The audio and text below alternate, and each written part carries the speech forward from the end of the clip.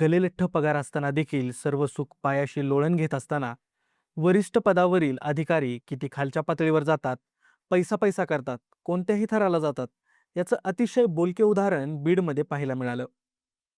उपमुख्यमंत्री सुनेत्रा पवार या आज बीड जिल्ह्याच्या दौऱ्यावर होत्या. त्यांनी बीडमध्ये नियोजन समितीची बैठक घेतली. या बैठकीला अर्थातच सर्व विभागाचे वरिष्ठ अधिकारी उपस्थित असतात. वन विभागाचे विभागीय वनाधिकारी श्रीनिवास लखमवाड हेही या बैठकीला उपस्थित होते. साधारण दुपारी बैठक संपल्यानंतर श्रीनिवास लखमवाड हे घरी गेले आणि अवघ्या काही मिनिटांमध्ये त्यांना एसीबीच्या पथकाने 45 लाख रुपयांची लाच घेताना रंगेहात पकडलं. ही लाचेची रक्कम ऐकून आपल्याला चक्कर येईल. जर 45 लाख रुपयांची लाच एखाद्या कामासाठी देण्यात येत असेल, तर मग त्या कामाचे मूल्य किती असेल याचा विचार आपण न केलेला बरा. पण या अधिकाऱ्यांची हिंमत बघा. बीडमध्ये उपमुख्यमंत्री आहेत, बैठका सुरू आहेत, पण या अधिकाऱ्याला याचं काहीही सोयरेसुतक नव्हतं. लाच घेण्यासाठी चटावलेल्या या अधिकाऱ्याने सगळे ताळतंत्र सोडले आणि त्याने घाईघाईत घरी जाऊन 45 लाख रुपयांची रक्कम असलेली बॅग घेतली आणि इथेच त्याचा घात झाला.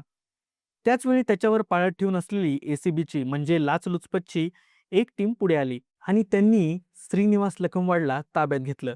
त्या बॅगमध्ये या पथकाने सर्वात वरती असली नोटा ठेवल्या होत्या. साधारण ही रक्कम 5 एक लाख रुपयांची होती आणि त्याखाली नकली नोटा म्हणजे लहान मुलांच्या मनोरंजनाच्या खेळात वापरल्या जाणाऱ्या नोटा या खाली ठेवलेल्या होत्या. लखमवाडनं बॅग उघडली, नोटा पाहिल्या आणि त्याच वेळी पथकाने त्याला बेड्या ठोकल्या. म्हणजे बघा मित्रांनो, ही लाच कशासाठी त्यांनी स्वीकारली याची माहिती जेव्हा आम्ही घेतली त्यावेळी अनेक धक्कादायक खुलासे समोर आले आहेत. महाराष्ट्रातील 33% क्षेत्र हे वनच्छादित असावे, असं काही महिन्यांपूर्वी शासनाने निर्णय घेतला होता. त्यासाठी राज्यभरात शासनाने 300 कोटी वृक्ष लागवड करण्याची एक खूप मोठी योजना मंजूर केली. या अंतर्गत प्रत्येक कामासाठी मोठा निधी उपलब्ध करून दिला होता. बीडमध्ये गतवर्षीच्या ऑगस्ट महिन्यात याच योजनेअंतर्गत 30 लाख वृक्ष लागवड एका दिवसात करून बीडने रेकॉर्ड केलेलं होतं.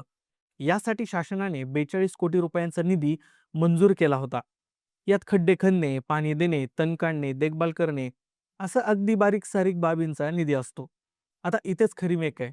बऱ्याचदा अशी कामे आणि वृक्ष लागवड केवळ कागदोपत्रीच दाखवली जाते आणि इथेच अधिकाऱ्यांना आणि कर्मचाऱ्यांना मोठ्या प्रमाणात वरची कमाई करण्याची संधी मिळते. आता मिळालेल्या माहितीनुसार अशाच कागदोपत्री कारनाम्यासाठी हे महाशय इतक्या मोठ्या प्रमाणात लाच घेत होते. यात निलंबनाची कारवाई मागे घेणे असा एक विषय होता. आता त्यांच्याच हातात बेड्या पडल्याने एक झालंय की ज्यांनी ज्यांनी गेल्या वर्षभरात गलेगट्ट कमाई केली त्यांचे धाबे दणाणलेले आहेत. या सगळ्या प्रकाराची आता सखोल चौकशी होईल. लखमवाडने जमा केलेल्या वरच्या कमाईचा रुपया न रुपया हिशोब होईल. त्याच्या मालमत्तांची चौकशी होईल.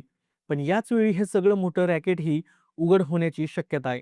कारण लखमवाड हा यातील सर्वात मोठा मासा असला तरी त्याला रसद पुरविणारे, कागदोपत्री सगळे खेळ करणारे आणखीन कोणकोणते कर्मचारी अधिकारी यात सामील होते याची देखील आता चौकशी कसून झाली पाहिजे आणि कारवाई देखील झाली पाहिजे.